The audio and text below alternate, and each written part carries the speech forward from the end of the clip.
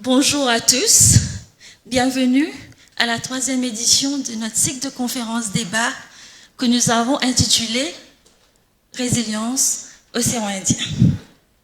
Donc bienvenue à ceux qui sont dans la salle, mais aussi bienvenue à ceux qui nous rejoignent en ligne.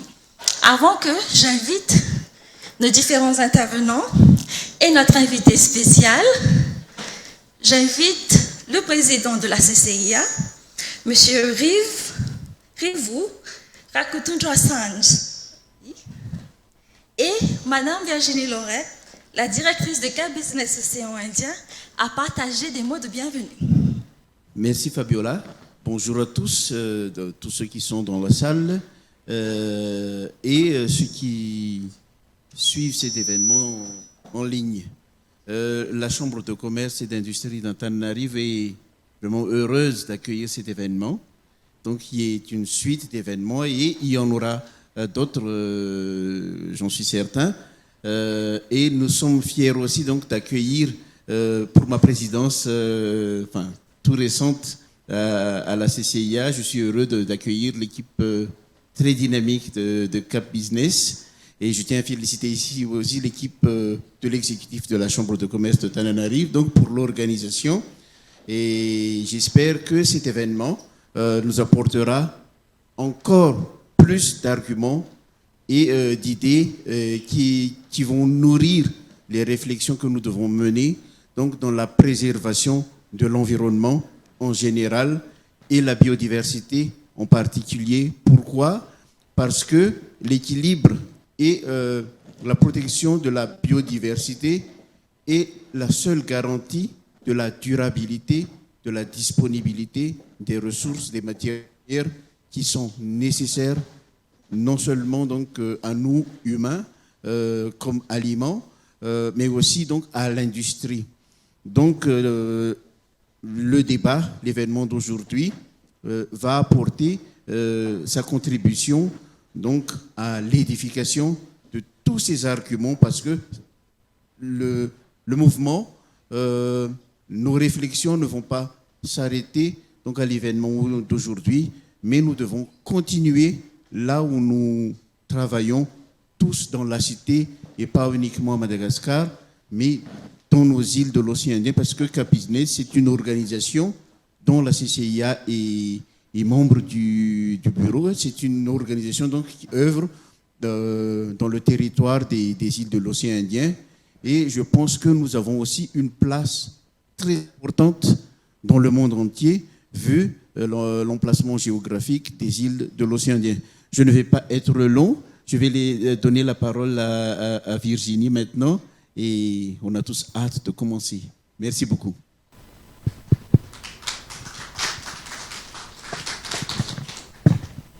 Merci beaucoup de m'avoir donné la parole. Mesdames et messieurs les participants, chers participants, mesdames et messieurs, chers membres de Cap Business Océan Indien, ici présents mais également en ligne. Je sais que nous avons déjà la CCI de Mayotte qui est connectée, nous avons aussi la CCI Réunion connectée et nous avons d'autres CCI qui ont dû se connecter entre le dernier moment où j'ai fait une vérification sur Zoom et maintenant. Donc bienvenue à tous. Je vous remercie beaucoup de votre présence aujourd'hui dans les locaux de la Chambre de commerce et d'industrie d'Antananarive. Merci beaucoup pour l'accueil, merci pour l'appui de vos équipes tout au long de cette semaine. Ça a été très précieux et vous voyez que le résultat est assez réussi. Nous en sommes très contents. Nous, au niveau de Cap Business, c'était important de tenir cette conférence débat dans ces locaux, puisque la CCIA est membre fondateur de notre organisation. Et je vais, avant de commencer, vous donner quelques détails sur notre organisation, puisque je ne suis pas sûre que tous ceux qui sont aujourd'hui présents connaissent Cap Business Océan Indien, qui était anciennement nommée Union des chambres de commerce et d'industrie de l'océan Indien, qui est une association qui a été créée en 2005 et qui regroupe au sein de ses membres les organisations professionnelles et les chambres de commerce et d'industrie du sud-ouest de l'océan Indien. Lorsqu'on dit sud-ouest de l'océan Indien, pour nous comptons les Seychelles, Mayotte, les Comores, Maurice, la Réunion et bien sûr Madagascar. Nous avons également, en tant que membre de K-Business Océan Indien, la Fédération des chambres de commerce et d'industrie de Madagascar. Je remercie son directeur général qui est aujourd'hui présent et je remercie aussi les équipes de la FCCIM qui nous ont permis aussi de co-organiser cet événement. Donc, K-Business Océan Indien, comme je vous l'ai dit, est une association qui regroupe les organisations professionnelles et les CCI et qui a pour but de renforcer la coopération régionale entre les organisations membres de K-Business, donc les 11 organisations membres de K-Business et également les 20 000 entreprises du réseau de K-Business par le biais des organisations membres. Pour accompagner ce réseau de membres, nous avons décliné l'association en plateforme. Une plateforme de mise en avant du savoir-faire du secteur privé au niveau régional, une plateforme de mise en avant également du réseau dans la zone océan Indien, donc une plateforme de réseautage, une plateforme de plaidoyer, et enfin, une plateforme d'expertise régionale qui est mutualisée au sein de K-Business et dans laquelle chacune des organisations professionnelles peut bénéficier. Nous avons adopté en avril 2021 une nouvelle feuille de route pour mobiliser le secteur privé vers un développement plus juste, durable et résilient. Donc c'est un beau défi qu'on s'est donné. Et dans le cadre de la réalisation de ce défi, de la mise en œuvre de cette feuille de route opérationnelle, nous avons décidé de renforcer notre équipe opérationnelle au sein de K-Business. Et en plus, nous avons décliné des outils, comme ce qu'on est en train de faire aujourd'hui, ce cycle de conférences, débats, qui se nomme Résilience Océan Indien. L'idée de ce cycle de conférences nous est venue lorsque nous essayons de mobiliser le secteur privé en marge de la COP 27 l'année dernière. Nous avons du coup travaillé avec les représentants du secteur privé et des grandes entreprises de notre réseau à des messages que nous pouvions passer.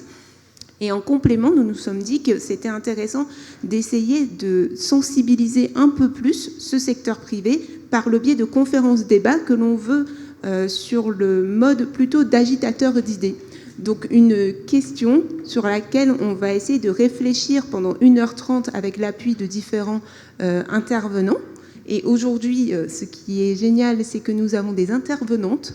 Donc ça nous change de nos 2 dernières sessions où nous étions plutôt avec des intervenants masculins. Donc là, on va voir si l'intervention de femmes va nous permettre d'avoir d'autres idées. Nous verrons bien. Et vraiment, l'idée donc, de cette agitation d'idées, c'est de trouver ensemble des solutions pour un développement plus juste, durable et résilient des différents secteurs. Donc nous sommes aujourd'hui à la 3e conférence débat. Nous avons commencé en avril dernier avec une conférence qui avait pour thème la connectivité aérienne et la connectivité aérienne décarbonée. Donc vraiment tous les enjeux que ça signifiait pour nos îles éloignées, qui est dépendante du tourisme, mais d'un touriste qui va faire 10 000 km. Donc comment concilier enjeux de décarbonation et de tourisme. Donc ça, c'était la première conférence débat en avril. La seconde conférence débat a eu lieu le mois dernier et traitait plutôt de l'économie bleue sous l'angle de la finance. Donc comment réorganiser notre système financier pour accompagner le développement de l'économie bleue dans la zone océan Indien. Et aujourd'hui, nous sommes sur la thématique de l'agriculture et de la biodiversité. Très important pour nous l'agriculture, puisque l'agriculture durable est un secteur prioritaire de notre feuille de route au niveau de Cap Business. Et nous avons choisi d'emblée de traiter cette question de développement de l'agriculture très précieux dans nos territoires, mais sous l'angle de la préservation de la biodiversité, puisque la biodiversité est un marqueur transversal de notre feuille de route au niveau de Cap Business, comme l'est la décarbonation, l'économie circulaire ou l'inclusion égalité. C'est important pour nous de mobiliser nos entreprises des filières agroalimentaires et agricoles sur un développement plus juste, durable et résilient.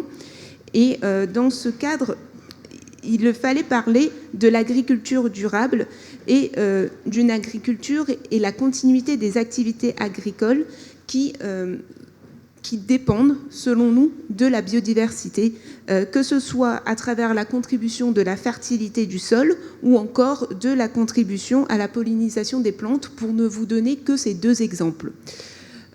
La transition écologique au niveau du secteur agricole et de l'agro-industrie n'est pas uniquement importante, mais nécessaire si nous voulons être résilients dans le temps.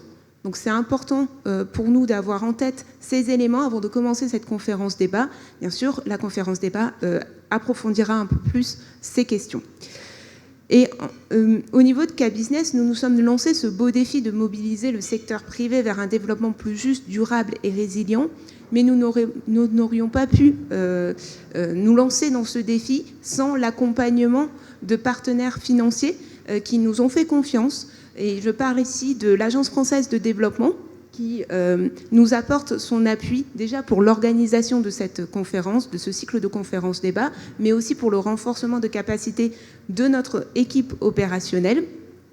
Cet appui est réalisé dans le cadre de l'appui qu'ils apportent à la mise en œuvre opérationnelle de la feuille de route de Cap Business Océan Indien, donc à travers le programme d'action 2021-2026 de Cap Business Océan Indien, qui est financé directement par l'Agence française de développement, et également un autre appui que l'Agence française de développement nous apporte à travers le programme Varuna pour la préservation de la biodiversité, qui est mis en œuvre par Expertise France, financé par l'Agence française de développement et qui nous apporte un appui, nous, au niveau de Cap Business, avec notamment la mise à disposition d'une experte régionale au sein de Cap Business sur la biodiversité, qui est Fabiola Monti, qui nous a rejoint en octobre dernier après une expérience internationale dans l'accompagnement du secteur privé sur les questions de solutions fondées sur la nature et également le renforcement de capacité de ces acteurs.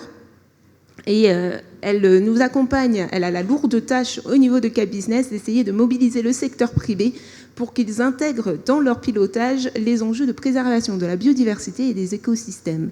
Et donc, je vous remercie beaucoup de votre attention et je vais lui laisser la parole pour l'animation de cette conférence débat. Encore une fois, merci beaucoup.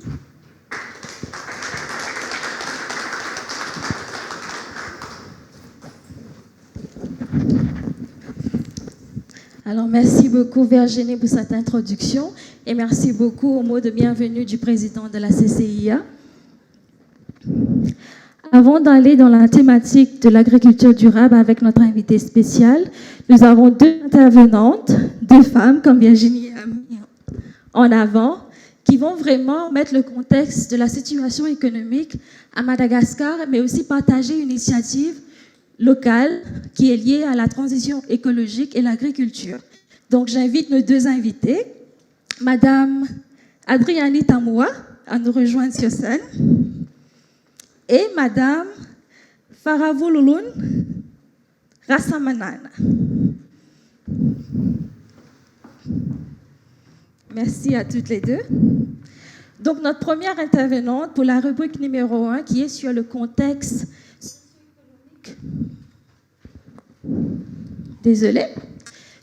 économique de Madagascar, c'est Madame Adriani Tamoua, qui est directeur des services aux investisseurs de l'Economic Development Board de Madagascar. Je vous laisse la parole et je vous permets d'utiliser ceci.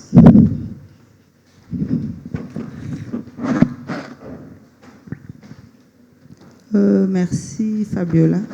En effet, c'est très, très intéressant que des femmes, animatrices femmes, intervenantes femmes, Espérons que ce soit beaucoup plus intéressant que ce soit seulement des hommes, les intervenants.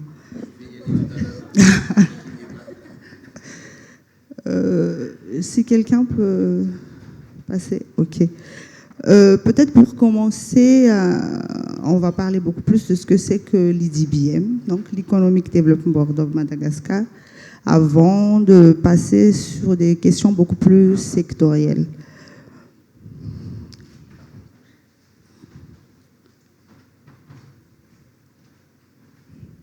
Donc, l'EDBM, c'est l'Agence nationale de promotion des investissements à Madagascar. C'est en quelque sorte la porte d'entrée des investisseurs au pays. L'EDBM est un établissement public qui a été créé en 2006, dont la mission principale, c'est donc la conception et la mise en œuvre de la stratégie nationale en matière de développement des investissements privés, aussi bien investissements nationaux qu'investissements étrangers, et toujours en concertation avec le gouvernement et le secteur privé.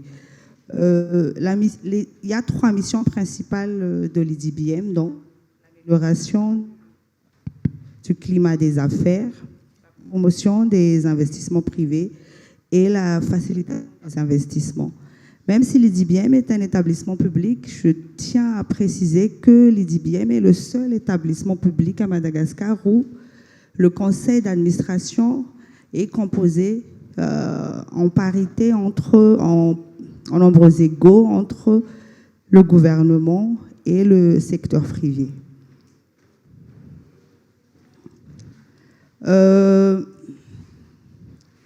Donc, dans le cadre de la réalisation des 3 missions que j'ai citées précédemment, nous accompagnons les investisseurs privés et dans la concrétisation de leurs projets d'investissement. Quelques outils que vous pouvez voir là, des outils spécifiques que nous avons développés à cet effet. Nous avons un guichet unique pour la création d'entreprises qui actuellement enregistre à peu près 83 créations d'entreprises par mois. Et nous avons une plateforme digitale qui est la plateforme OURNAS, où on peut créer actuellement les entreprises en ligne et dans un délai compris entre 24 à 72 heures, on peut créer une entreprise actuellement avec la plateforme OURNAS.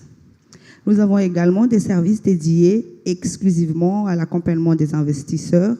Donc, c'est la facilitation des investissements. Nous les accompagnons à partir du préétablissement, donc dans la phase de prospect jusqu'à l'aftercaring, donc en termes d'extension ou de changement d'activité, etc.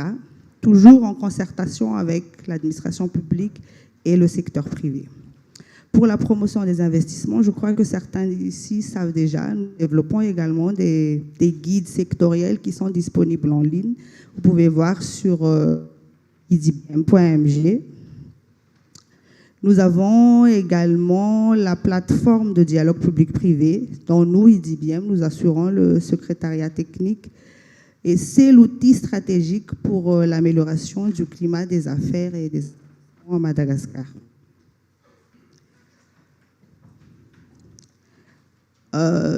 En effet, l'EDBM est au cœur de l'amélioration de l'environnement des affaires à Madagascar. Nous avons contribué à quelques avancées majeures dans ce domaine, donc dans l'amélioration du climat des investissements, comme par exemple la loi sur les investissements, l'un des avancées majeures de ces derniers temps, dont une révision a été initiée par le gouvernement et le secteur privé, donc. Et cette révision a surtout été motivée par une mise en conformité en fait des réglementations nationales existantes avec les normes internationales qui ont évolué. Et c'est également dans un but de renforcer l'attractivité de Madagascar et de surcroît en effet de sa compétitivité.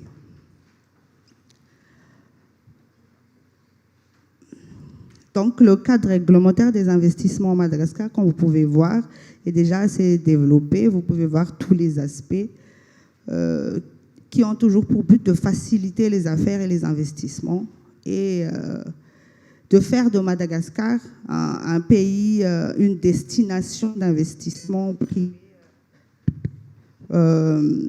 aussi bien dans la région océan Indien, en Afrique, dans le monde.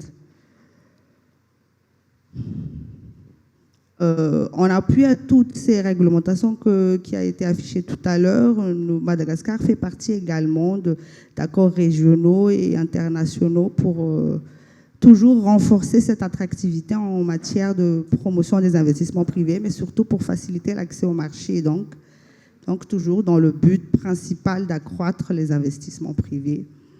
Et dans le but aussi de poursuivre la politique générale de l'État, l'IDBM accompagne actuellement donc 5 secteurs prioritaires, avec chacun de ces secteurs a des sous-secteurs spécifiques. Donc on a l'agribusiness, le tourisme, l'industrie légère, comme le textile, les énergies renouvelables et l'éthique.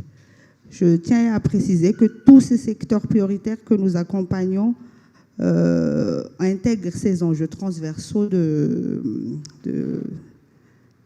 préservation de la biodiversité, de développement de la durabilité. Parce que c'est un enjeu majeur, surtout pour un pays, pour une île en fait, pour nos îles de l'océan Indien, c'est un des enjeux majeurs en fait.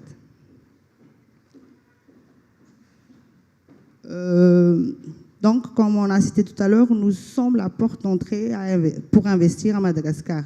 Donc, l'équipe au cœur de cet accompagnement de ces secteurs prioritaires, c'est donc la direction des services aux investisseurs, dont je suis le directeur.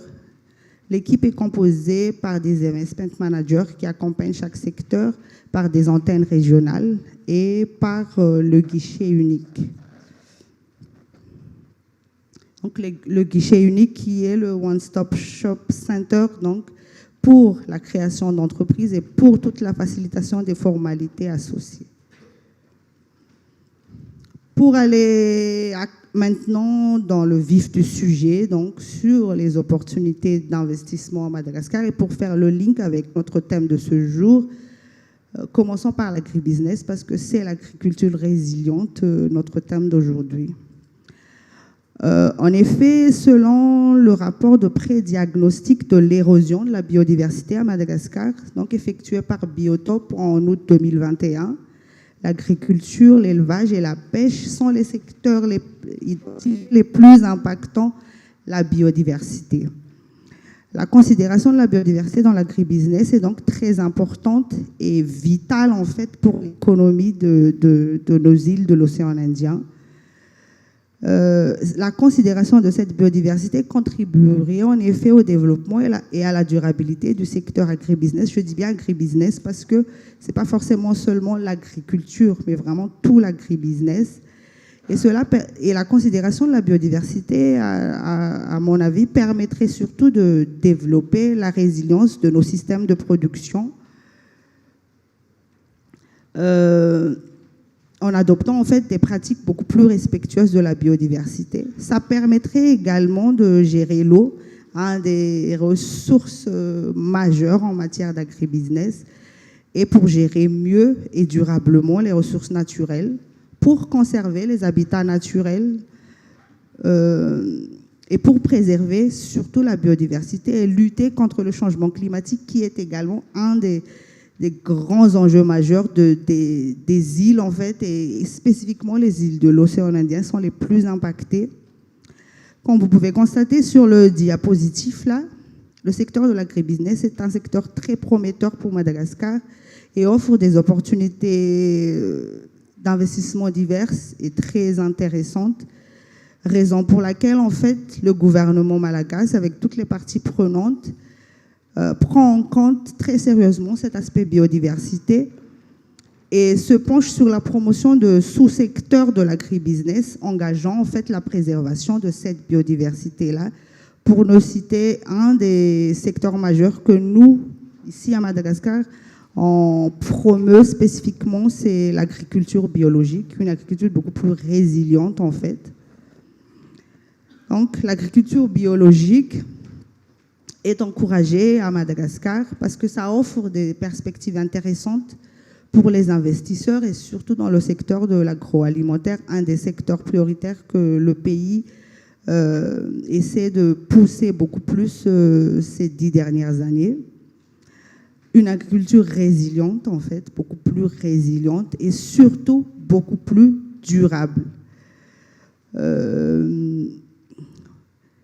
L'idée également de promouvoir l'agriculture biologique est aussi motivée par une question économique parce qu'on s'est rendu compte que les consommateurs recherchent beaucoup plus des produits biologiques de qualité et le marché est très croissant, aussi bien au niveau local qu'au niveau international. Pour ne citer qu'actuellement, le marché mondial du bio pèse 120 milliards d'euros et à Madagascar, ça pèse dans les 110 millions d'euros.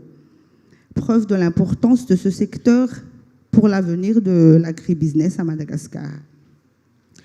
Et sans vouloir être chauvin, on sait que l'agriculture biologique a des avantages économiques beaucoup plus pérennes actuellement.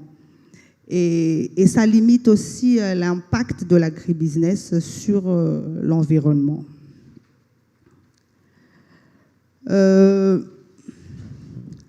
Dans le même ordre d'idées, donc dans la préservation et l'atténuation de la perte de biodiversité, ici à Madagascar, même l'industrie légère est concernée. Le pays a des projets de zones industrielles qui sont en cours actuellement et dont les implantations sont conditionnées par des exigences de mise en place de process de production limitant les impacts environnementaux. En effet, Madagascar s'est engagé sur le développement d'une industrialisation durable et surtout responsable dans des secteurs très diversifiés, offrant toujours des opportunités d'investissement très compétitives. Un secteur qui démontre également cet engagement du pays dans la préservation de l'environnement et de la biodiversité est celui des énergies renouvelables. Un secteur qui met l'accent en fait sur l'exploitation d'énergies renouvelables pour parvenir à un taux d'électrification de plus de 70% en 2030. C'est ça la politique de l'État. Et surtout qui pousse le pays à réduire considérablement le recours à des énergies fossiles dans tous ses systèmes de production. Et Madagascar est a un large éventail de ressources renouvelables, offrant un potentiel énergétique considérable comme le solaire, l'éolien, les énergies hydrauliques et même la biomasse. Des avancées majeures actuellement prennent forme ici au pays, pour ne citer que le projet Voulbé qui vient d'être signé dernièrement. L'éthique, ça peut paraître un peu contradictoire, mais l'éthique contribue également à la durabilité dans les facteurs de production, en fait. C'est un secteur qui facilite les affaires et qui évidemment peut contribuer à la réduction des impacts environnementaux dans les process de production. Et Madagascar fait partie des pays les plus promoteurs, les plus prometteurs en fait dans ce secteur dans la région de l'Afrique australe. Et enfin, un secteur qui a été cité tout à l'heure, c'est le tourisme. Et nous, île de l'océan Indien, je pense que c'est un des secteurs qui est le plus concerné par la préservation et l'atténuation de la perte de biodiversité. Notre tourisme, nous, dans les îles de l'océan Indien, est conditionné par la biodiversité. Et c'est un secteur c'est le secteur qui doit le plus intégrer les modèles de durabilité et de résilience dans ses exploitations. Mais c'est également le secteur dans lequel nous avons constaté que le secteur privé a déjà connu de très bons avancements. Donc, le tourisme, l'agribusiness sont donc des secteurs qui offrent, je tiens à préciser tourisme et agribusiness parce que je pense que ce sont les secteurs les plus importants pour nous, îles de l'océan Indien. Ce sont des secteurs qui offrent vraiment des opportunités d'investissement qui, pour faire face en fait aux enjeux de durabilité, de préservation des biodiversités, comme le thème d'aujourd'hui, doivent se réinventer et doivent intégrer beaucoup plus cet aspect biodiversité et préservation de l'environnement. Donc, en grosso modo, c'est ce qui les enjeux actuellement en matière, les enjeux économiques actuels à Madagascar. Mais je pense que nous tous, îles de l'océan Indien, c'est à peu près la même chose, les enjeux économiques actuels. Donc, je vous remercie de votre attention et pour de plus amples informations, surtout n'hésitez pas à nous contacter. Merci.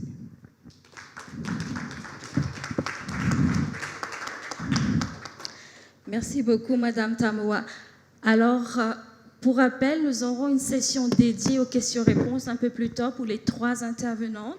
Et donc, sans plus tarder, je vais laisser la parole à Madame Rassamanana, qui est chef de file du projet de valorisation de la filière bambou, qui va intervenir sur quand la biodiversité rassemble face au changement climatique. Elle va vraiment mettre en avant une initiative concrète à Madagascar. Je vous laisse la parole. Oui, bonjour madame, messieurs. J'ai pas de présentation slide, mais je vais essayer d'être très claire et un peu plus brève pour que ce soit un peu plus fluide et pour qu'on puisse avoir des échanges. Alors, on m'a présenté tout à l'heure, donc Rassamana Faravouloul, un membre élu de la Chambre de commerce et dans le collège Industrie. Cette année, dans le collège Industrie, je suis le chef de file de la filière bambou pour redynamiser cette filière parce que, en fait, la filière bambou a déjà été initiée avant cette équipe. Et là, on va essayer de voir l'utilité de cette filière parce que ça joue beaucoup dans l'ambiance forestière. Alors, en réalité, Madagascar a adhéré au réseau INBAR en 2004, depuis 2004, parce que l'équipe, les dirigeants à cette époque-là ont trouvé que le bambou a des caractéristiques multiples très intéressantes et il peut réduire les pressions exercées sur la forêt. Donc, il y a le caractéristique il peut être une source d'énergie renouvelable puisqu'il a une caractéristique de carbonisation rapide et un pouvoir calorifique élevé par rapport au charbon de bois. Deuxième caractéristique intéressante des bambous, le fait qu'il soit à croissance rapide, il peut servir de matière pour les petites et moyennes entreprises dans le mobilier, les menuiseries, la construction, très intéressante pour le produit, et même il y a aussi des tissus faits à partir de bambou. Et le bambou aussi peut servir de nourriture. Tout le monde connaît les pousses de bambou, très délicieux. Et la dernière partie que le bambou peut être utile, c'est ce caractéristique d'être rapide, en croissance rapide. Il peut contribuer au reboisement et la reforestation. Et l'utilité du bambou, dans ce sens-là, c'est vraiment pour la pénétration de l'eau par rapport à ses racines pour pouvoir recharger la nappe phréatique, qui est très importante par rapport au changement climatique, les problèmes hydriques. Donc, voilà. Alors, entre 2010 et 2021, la Chambre de commerce avait travaillé ce thématique bambou. Alors, il y avait 4 phases. La première phase a été initiée par 2 ONG, Pararat et INBAR. C'est l'intégration du bambou comme un moyen de substance et en même temps la gestion environnementale dans 2 régions, Analamanga et Atsnanana, les 2 régions. Et ça, c'était de 2010 à 2012. Et de 2012 à 2014, il y avait une phase intermédiaire où le Prospéré a pris en main le développement avec le financement FIDA et l'appui technique de INBAR. Alors, INBAR, en fait, c'est quoi déjà INBAR? C'est alors, INBAR, en fait, c'est pour le bambou et le rotin. C'est un groupement international qui favorise la promotion du bambou pour son activité que je vous ai dit tout à l'heure, le reboisement, la facilité des pénétrations du sol, de l'eau, les rotins, tout ce qu'on peut faire. Donc c'est une filière carrément. Ça peut être une chaîne de valeur et en même temps on crée l'ambiance forestière. Et à partir du moment de 2013 à 2014, ce sont le programme Prospérer qu'il avait fait, et cette fois-ci dans 9 régions, c'est-à-dire Nanalamanga, Itasi, Bunglava, Matsia, Chambuni, Vadva Fitvnan, Sofia, Boueni, Atsnanana, Analanzrouf. Et les chambres de commerce en sont les maîtres d'ouvrage dans ces régions. En 2015-2018, il y a la phase 2 de ce programme. Il y avait les échanges donc, de technologies, puisqu'en fait, c'est une activité nationale, mais aussi internationale. Il y a eu des échanges sud-sud pour vraiment capitaliser ce qui a été fait à Madagascar. Pas qu'à Madagascar, dans les autres pays. Et la phase 3, en 2019-2021, c'est vraiment le développement des projets interpays. Avec le Covid-19, ça a été un peu rallongé jusqu'en 2022, mais à la fin de 2022, donc, c'est la fin aussi du programme pour Prospérer, et ça devait s'arrêter à ce moment-là. Alors, quelles sont les réalisations de ce projet Prospérer ici dans la Chambre de commerce? Il y avait 160 pépiniéristes de bambou ont été installés. 170 hectares de surface ont été attribués pour la plantation de bambou. 1250 micro-entreprises ont été formées sur les activités de transformation. Comme on avait dit tout à l'heure, qu'il y a beaucoup de choses qu'on peut faire avec le bambou. Rien que le charbon bambou, c'est très important pour qu'il n'y ait pas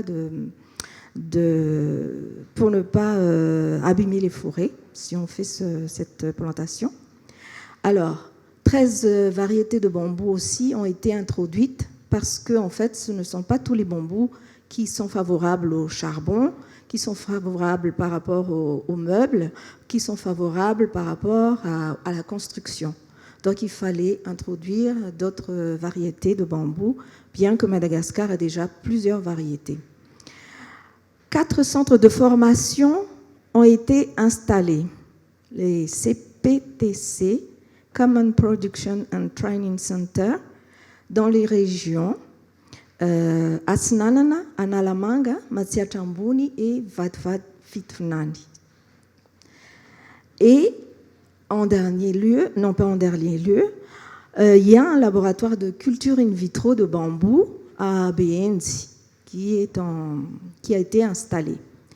Et en 2018, une politique et stratégie de développement de la filière bambou a été élaborée. Donc voilà les réalisations qui ont été faites par rapport à cette initialisation de Prospérer. Et c'est pour cela que en 2021, la fin du Prospérer, et en 2022, il y a une stratégie de clôture de ce programme par rapport au Prospérer. Alors, par rapport quand le Prospérer s'est retiré, il y a eu des structures relais qui ont été mises en place. Alors, au niveau national, c'est la Fédération de chambres de commerce et de l'industrie qui est le lead. Et pour la gouvernance et le pilotage de la politique la stratégie mise en place, c'est le MED, le ministère de l'Environnement et du Développement durable, qui en est le lead. Alors, une autre structure relais, c'est le CMBAR, Center for Madagascar Bamboo Resource Technology. Il est un centre qui est national et régional, qui regroupe les formateurs qui ont bénéficié donc les formations qu'ils ont eues auparavant, accompagnés par Prospéré et INBAR.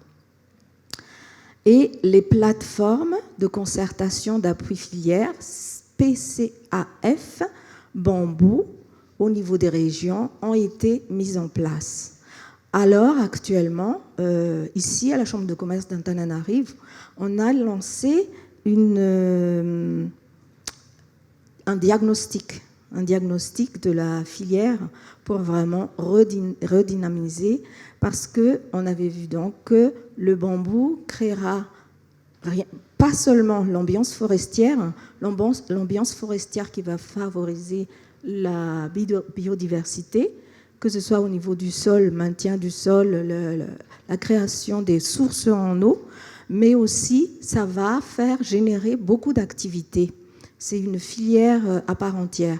Donc il ne faut pas le laisser en plan, et c'est pour ça que je suis responsable de la filière au niveau de la Chambre de commerce. Voilà. Donc ça, c'est une initiative qui a déjà été initiée, mais qui doit continuer. Une autre initiative dont je suis membre, il y a ce qu'on appelle la plateforme nationale Femmes Développement Durable et Sécurité Alimentaire, qui a été créée au niveau de l'océan Indien, et Madagascar donc bénéficie de ce plateforme.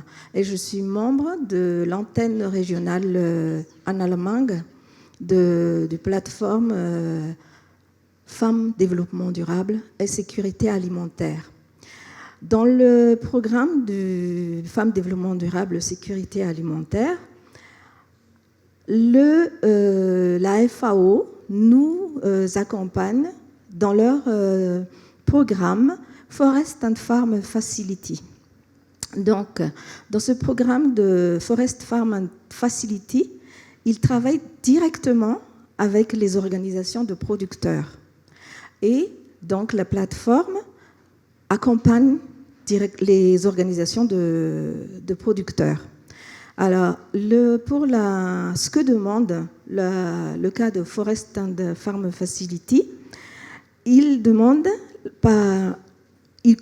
contribue à promouvoir le développement durable par la gestion des terres agricoles et des forêts. La terre agricole et les forêts introduisent la nourriture, les moyens de subsistance, des médicaments, des matériaux de construction et de l'énergie, l'exploitation par la biodiversité. En jouant par rapport à l'importance de la biodiversité, tout cela va être mis en place, toutes ces activités. Alors, il aide également les groupements de producteurs à trouver des nouveaux marchés. C'est très important parce que actuellement, donc, les producteurs agricoles, ils plantent parce que les anciens, les ancêtres, ils ont fait la plantation, ils ont élevé, mais c'est juste pour subsistance. Alors le programme est très important dans la mesure où il aide pour la recherche de nouveaux marchés et à renforcer la capacité commerciale de leurs membres, le renforcement de l'entrepreneuriat rural. Et tout à l'heure, on avait parlé du TIC, mais c'est très important parce que à la campagne, donc, il y a les routes et tout ça ne sont pas très accessibles. Et le TIC, en fait, vraiment facilite les liens donc, entre les paysans et toutes les connaissances. Même, on a une plateforme IVART où ils peuvent dire en ligne qu'est-ce qu'ils ont comme production. Et l'autre intérêt de TIC aussi, c'est le mobile money. Très important dans les campagnes pour qu'ils ne se promènent plus avec l'argent en poche et tout ça. Je crois qu'il n'y a pas que les paysans qui bénéficient du mobile money, mais nous sommes tous maintenant un peu dedans. Alors, le Forest Farm Facility, en fait, de la FAO, ils interviennent dans 10 pays. La Bolivie, le Ghana, Madagascar, Tanzanie, Équateur, Kenya, le Népal, le Togo, le Vietnam et la Zambie. Et l'intégration internationale de ce projet, en fait, c'est vraiment, il faut faciliter les échanges entre tous les paysans, les opérateurs qu'ils accompagnent. Il faut vraiment faire les échanges parce que dans l'objectif du développement durable, le 17e objectif du développement durable, il faut favoriser les partenariats et capitaliser les connaissances des uns et des autres. Alors, cette année, on a 4 grandes actions. Il faut renforcer les acquis des années précédentes. On fait des plaidoyers sur la sécurité foncière, incubation d'entreprises rurales pour l'amélioration de substances des opérateurs, des organismes paysans. Et puis, il faut les accompagner par rapport au changement climatique, changer les pratiques agricoles, l'agriculture intelligente et l'agriculture biologique. Donc, c'est vraiment pour la biodiversité et la restauration des paysages productifs et des forêts. Ça, c'est vraiment la partie importante parce qu'avec la biodiversité, si on n'a pas cette approche biodiversité, il n'y aura pas de production qui va résister, résilient par rapport au changement climatique. Alors, je ne sais pas si j'ai encore le temps. C'est fini ou... Alors, il y a aussi le renforcement de concertation avec les autorités locales, le soutien aux participants aux différentes activités économiques, les foires et tout ça. Et puis, favoriser les opportunités d'alliance, d'échange avec, par exemple, le DRED, qui a des programmes. Mais en fait, c'est très intéressant qu'ils participent à ça. Le format prod, ceux qui sont déjà en place, Graines de Vie, Bondi. Il faut faire des échanges pour vraiment capitaliser les bonnes pratiques des uns et des autres. Cette année, le challenge est vraiment l'appropriation du programme par les organismes producteurs, parce que ça veut dire qu'il faut les apprendre à devenir des entrepreneurs ruraux et non pas juste des paysans agriculteurs vivrières. Ça, c'est vraiment le challenge. Mais aussi, il faut disséminer ce savoir-faire au maximum, pas seulement dans les régions où ça a été fait, mais il faut vraiment disséminer. Et il y a le renforcement de la représentation des OPF. Alors, donc j'en profite, c'est pour ça que j'ai profité d'en parler, parce qu'il faut vraiment renforcer cette représentation, que tout le monde connaisse que ça existe. Et il faut aussi, le challenge, c'est d'avoir des incubateurs d'entreprises par rapport à cette chaîne de valeur. Et là, on va prendre comme exemple, je profite qu'on a à la Chambre de commerce la filière bambou qu'on va mettre en place, et l'objectif du Ferme Forest Facility. Donc, on peut les combiner tous les deux. C'est pour ça que j'ai mis le titre « Quand la biodiversité rassemble face au changement climatique », puisque les deux, en fait, favorisent la biodiversité. 2 programmes qui ne se connaissaient pas, mais face au changement climatique, il va falloir travailler ensemble et profiter des partenaires qui sont là et qui veulent faire quelque chose. Voilà. Donc, c'est pour ça que j'ai présenté donc, ces 2 projets qui sont en marche. Merci. Alors, merci beaucoup à nos 2 intervenantes. Vous pouvez les applaudir à nouveau, bien plus fort cette fois-ci. Alors, nous aurons l'occasion d'échanger un peu plus à nouveau avec elles pendant la session questions-réponses. Je vous invite déjà à réfléchir à vos questions ou commentaires par rapport à ce que l'on a pu échanger pendant cette session. Alors, je les invite à rejoindre la salle. Et maintenant, j'invite notre invitée spéciale, Hassina Ratouvou Nirina.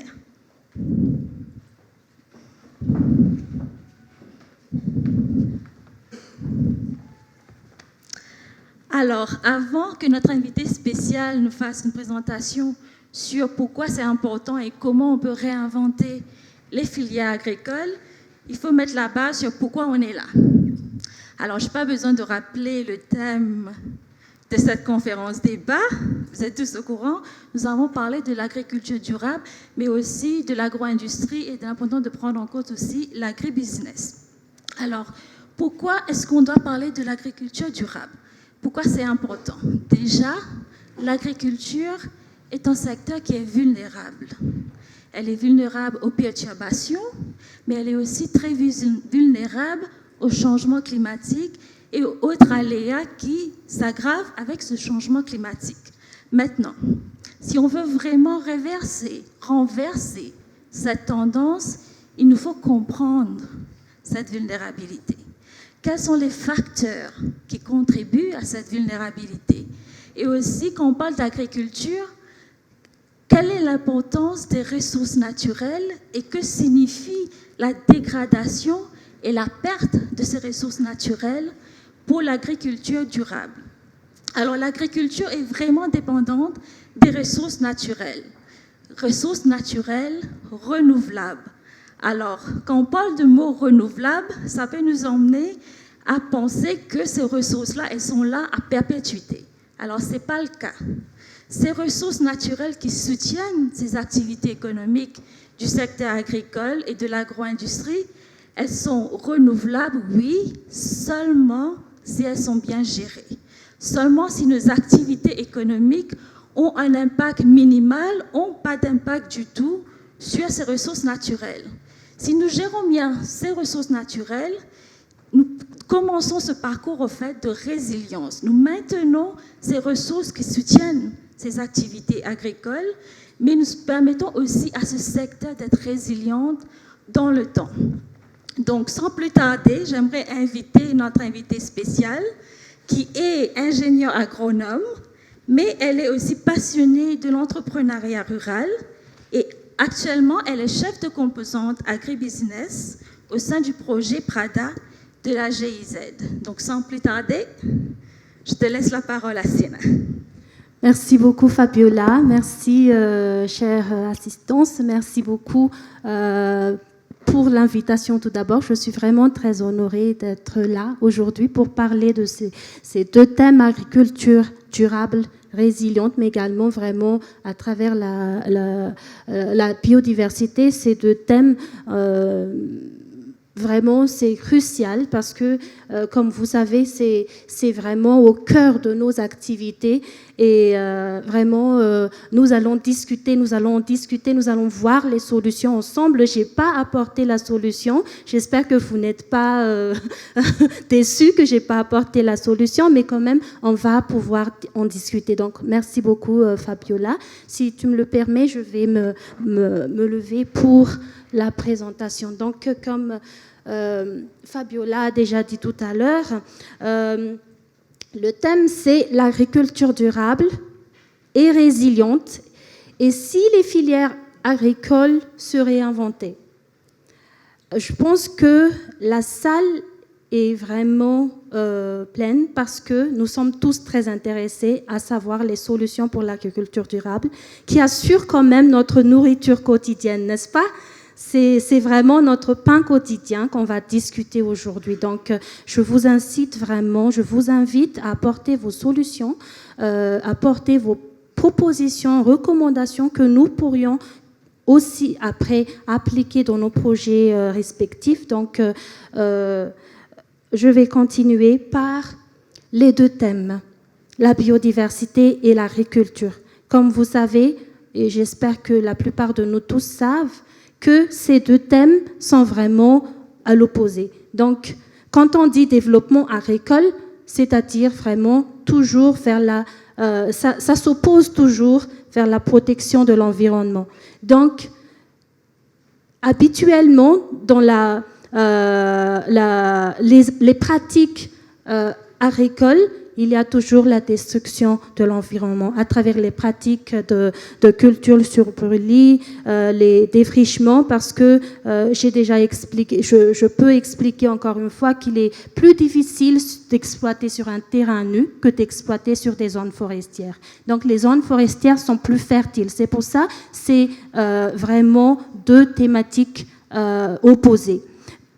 Aussi, dans le troisième point que j'ai écrit sur le PowerPoint, les besoins en denrées alimentaires et de l'élevage augmentent chaque jour.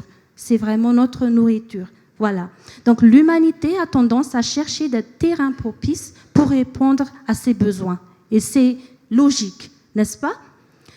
Donc, quelles sont donc les complémentarités et l'interdépendance entre ces deux, on va dire, ces deux thèmes-là? Il y a l'homme qui a besoin des services écosystémiques. Et il y a les services écosystémiques, il y a l'écosystème qui nous offre des services, n'est-ce pas? Il y a l'eau, il y a le sol, et tout ça, c'est pas, comme Fabiola a dit tout à l'heure, ce ne sont pas gratuits. Ils ne sont pas gratuits du tout. Il y a donc des ressources qui s'épuisent, donc l'usage de ces ressources a besoin c'est à notre tour, l'humanité, de préserver, de maintenir ces écosystèmes-là pour que ça soit durable et pour que ça soit résilient. Et comme j'ai cité également, 75% des ressources hydriques proviennent de la forêt. Donc c'est là qu'il faudrait vraiment réfléchir. Comment on va maintenir ces ressources naturelles-là, cet écosystème-là?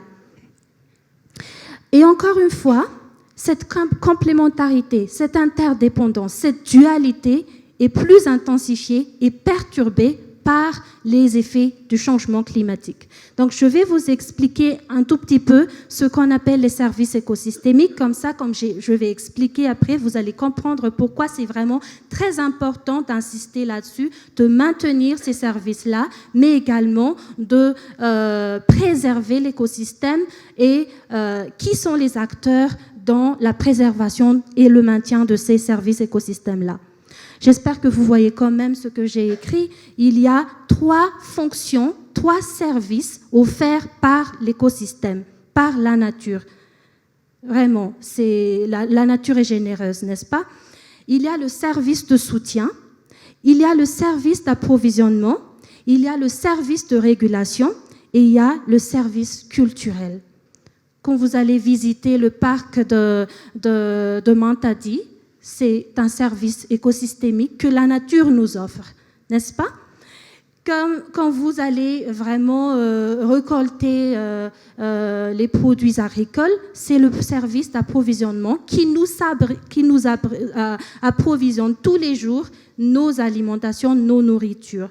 Donc voilà, les services de régulation, c'est vraiment le système de pollinisation, par exemple. Il y a différents exemples que je pourrais vous citer, mais je voulais simplement vous inciter à vous conscientiser également donc, sur l'importance de la préservation, du maintien de l'écosystème pour que l'écosystème en lui-même pourrait nous servir encore une fois, pourrait renouveler encore une fois ces services-là.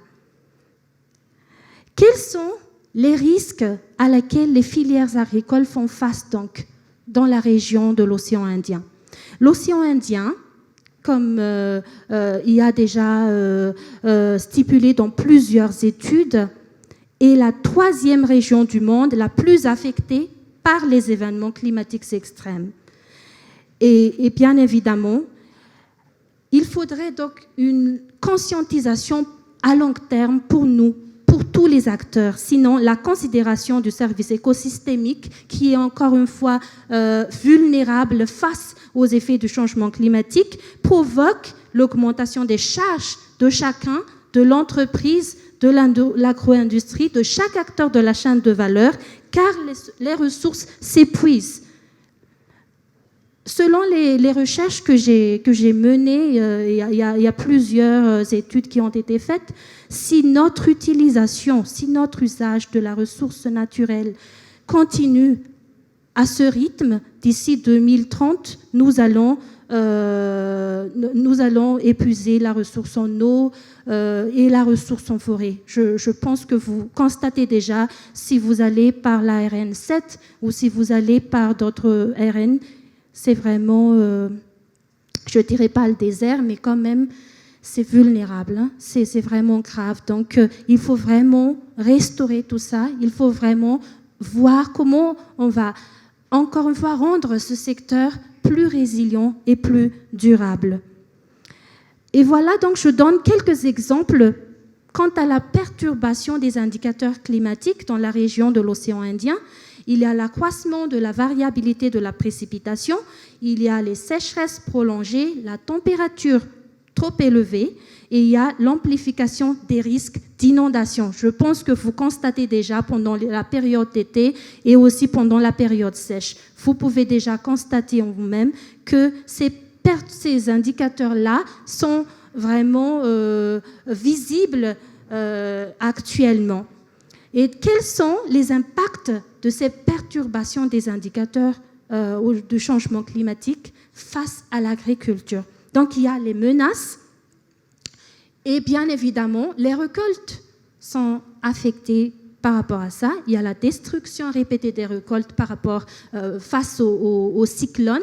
Il y a 2 ans de là, nous avons eu peut-être 3 cyclones, 4 cyclones qui se sont succédés dans les régions de l'Est. Vous avez vu que c'était vraiment grave dans la situation pour les producteurs aussi bien que pour les éleveurs et surtout pour les acteurs de la pêche également. Donc là, ce sont les impacts de changement climatique sur l'agriculture. Donc là, quand nous allons discuter de l'agriculture, c'est l'agriculture grand A, agriculture, élevage et pêche. Donc vous allez toujours comprendre quand je vais citer l'agriculture. Il y a aussi la perte des terres fertiles. Il y a déjà eu des explications tout à l'heure par rapport à la fertilité du sol qu'il faudrait restaurer et maintenir également pour avoir cette agriculture résiliente et durable. Quand même, il ne faut pas trop être fataliste. On peut aussi bien en profiter et il y a des opportunités, comme par exemple pour certaines, je ne dirais pas tous, mais pour certains produits céréaliers, il y a l'augmentation de rendement parce que certains produits sont plus favorisés à des températures assez élevées. Il y a aussi, on peut profiter de l'économie circulaire et c'est le moment ou jamais de penser à vraiment faire l'économie circulaire dans chaque région, dans chaque district, dans chaque commune, dans chaque communauté. Et il y a aussi l'économie de services. Il y a des services il y a des besoins qui doivent être remplis, qui doivent être répondus. Donc, il faut en profiter de créer des valeurs ajoutées par rapport à ça, aussi bien pour les entreprises que pour les coopératives, pour les organisations des producteurs. Il y a des services, il y a des opportunités qu'on peut en profiter. Il y a aussi l'économie collaborative. Donc, quand j'ai fait les recherches sur les organisations des producteurs, face à ces changements climatiques, à ces indicateurs de changement climatique-là ou à ces effets-là, ils ont tendance à se regrouper pour être plus résilients. Donc, il y a aussi cette opportunité de se mettre ensemble, d'être en coopérative pour, on va dire, pour mutualiser les risques, mais également pour faire face à d'autres risques plus graves encore. Donc ça, c'est aussi une opportunité. Et bien évidemment, il y a aussi une opportunité dans le financement climatique. Je ne vais pas m'étaler là-dessus, sinon je vais vraiment être... je vais avoir toute la journée pour... je vais dépenser toute la journée pour vous expliquer ce que c'est le financement climatique, mais quand même, il y a des opportunités là-dessus. Le schéma que je voudrais vous expliquer ici, je ne vais pas non plus m'étaler là-dessus, mais j'aimerais juste vous conscientiser que les pratiques agricoles affectent le climat et c'est perturbé par le changement climatique. Et les effets du changement climatique impactent également dans les pratiques agricoles et dans vraiment dans l'écosystème entier. Donc, pour ne pas perdre de temps, je vais expliquer dans les options d'atténuation et options d'adaptation au changement climatique pour que vous puissiez comprendre. Là, c'est très petit, mais quand même, je vais vous expliquer que dans le changement climatique, il faut vraiment penser à l'atténuation et à l'adaptation en même temps. Donc, pour préserver la biodiversité, il faut restaurer, mais en même temps, il faut maintenir également. Ça, c'est vraiment pour avoir un système plus résilient. Et je propose tout d'abord que ça soit au niveau de la gouvernance. Ce n'est pas seulement au niveau des producteurs qui doivent penser à la préservation du sol, à la fertilité du sol, c'est vraiment au niveau de la gouvernance. Ce n'est pas au niveau du gouvernement, c'est au niveau de la gouvernance intersectorielle, la coordination intersectorielle. Le ministère de l'Agriculture, le ministère de l'Élevage, le ministère de Développement durable, tous les secteurs doivent se coordonner et doivent avoir une planification territoriale harmonisée pour rendre le secteur, pour rendre le système durable et résilient. Donc, pour concrétiser ce renforcement de coordination intersectorielle, il faut intégrer l'approche paysage.